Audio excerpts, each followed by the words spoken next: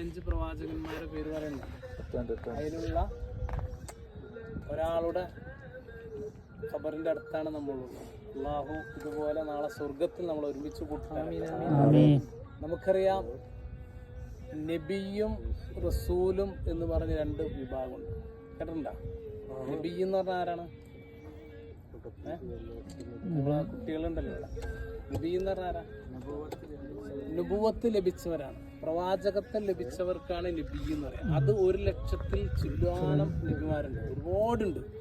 ഓരോ കാലഘട്ടത്തിലും 1, 2, 3 നബിമാരൊക്കെ വന്നിട്ടുണ്ട്.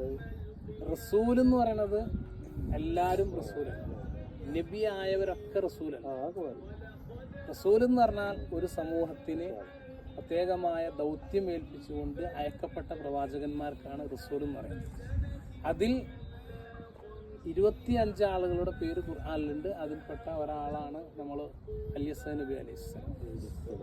പ്രവാചകന്മാരുടെ ചരിത്രം നമ്മൾ പഠിക്കുമ്പോൾ അവരൊന്നും സ്വന്തം നാട്ടിലല്ല. ഇപ്പോൾ ഷാമിൽ പ്രബോധനം നടത്താൻ വേണ്ടി വന്നു, അങ്ങനെ ഇവിടെ എത്തിപ്പെട്ടതാണ്. നമ്മൾ അങ്ങനെയാണ് വിശ്വസിക്കുന്നത്. ഓരോ പ്രവാചകന്മാരുടെ ചരിത്രം നോക്കിയാൽ അവർ സ്വന്തം നാട്ടിലല്ല. ബഹുമാനപ്പെട്ട ഖലീലുള്ളാഹി ഇബ്രാഹിം നബി അലൈഹിസ്സലാം ഇറാഖിലെ ഊർ എന്ന പ്രദേശത്ത് ജനിച്ചതാണ്. പക്ഷേ ഖബറുള്ളത് വേറെ സ്ഥലത്താണ്. ഹബീബായ റസൂലുള്ളാഹി സ്വല്ലല്ലാഹു അലൈഹി വസല്ലം തങ്ങൾ ജനിച്ചത് മക്കയിലാണ്, മരണപ്പെട്ടത് മദീനയിലാണ്.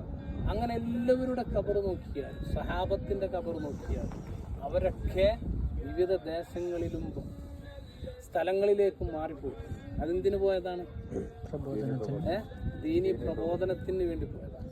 ഓരോ ആളുകളുടെ ചരിത്രം നമ്മൾ റസൂലുള്ളാഹി സ്വല്ലല്ലാഹു അലൈഹി വസല്ലം തങ്ങളുടെ 1,00,000-ൽ പരം സഹാബാക്കള് ജീവിച്ചിരിക്കും, വഫാത്താകുമ്പോൾ അരികത്തുണ്ട്.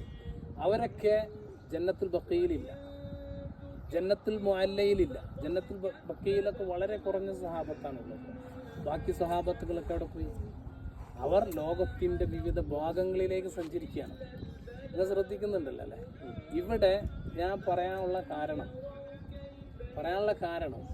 നമ്മളൊക്കെ ഒരു യൂണിറ്റിൽ പ്രവർത്തിക്കുന്നവരാണ് അല്ലേ? ആ യൂണിറ്റിൻ്റെ നേതൃത്വം ഏറ്റെടുത്തവരാണ്. അവിടെ നമ്മുടെ ഇസ്ലാമിക സ്പന്ദനങ്ങൾ